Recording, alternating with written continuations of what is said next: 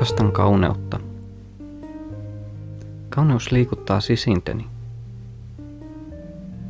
Saa minut iloitsemaan, tuntemaan voimakkaammin, poistaa väsymyksen ja huolet, palvelee sieluani ja saa minut voimaan hyvin. Kauneus tekee maailmasta elämisen arvoisen ja paremman paikan. Siksipä kauneuden vaaliminen on tärkeää.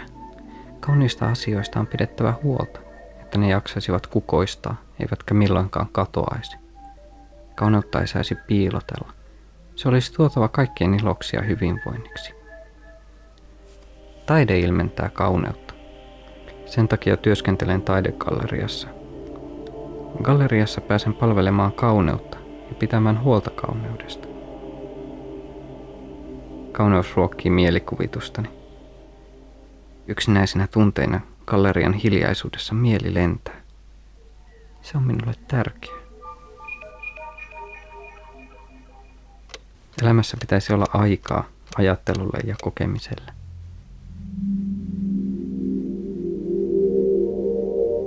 Luulette ehkä nyt, että olen aivan normaali nuori mies. Siitä saattaakin näyttää, mutta ei se pidä paikkansa. Galleriatyöläisen pinnan alle kätkeytyy minussa aivan toinen maailma. Maailma, joka on synnynnäinen ja täysin kontrolloimaton. Minua on siunattu kyvyllä, joka minun täytyy käyttää ihmisten hyväksi. Huomasin tämän kyvyn jo lapsena ja jo silloin tajusin tavallaan, että elämäni tulisi määräytymään tämän kyvyn mukaan.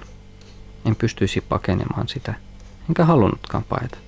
Sen sijaan tiesin, että tämän kyvyn kehittäminen ja juuri minulle sopivimpien välineiden löytäminen kykyni ilmaisemiseen tulisi vaatimaan paljon aikaa ja työtä.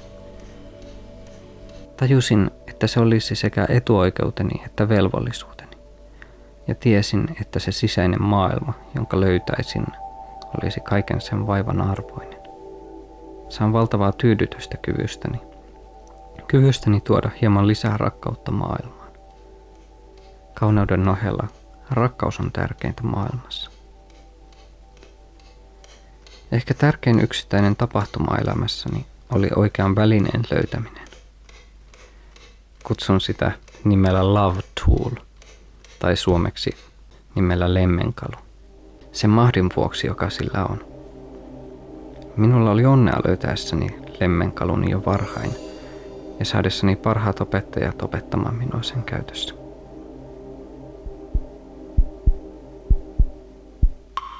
Lemmenkalu vaatii paljon harjoitusta, sekä psyykkistä että fyysistä.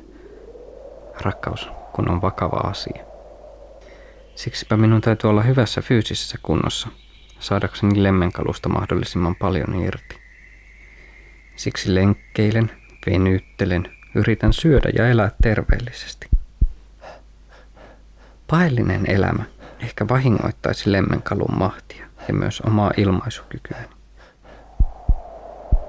Siksipä en olekaan siitä kiinnostunut. Rakkaus on niin pyhä asia, sitä täytyy suojella. Enkä oikeastaan muutenkaan ole kiinnostunut muusta kuin rakkaudesta ja rakkauden sanoman levittämisestä. Olen oikeastaan ainoastaan kiinnostunut olemaan Dr. Love.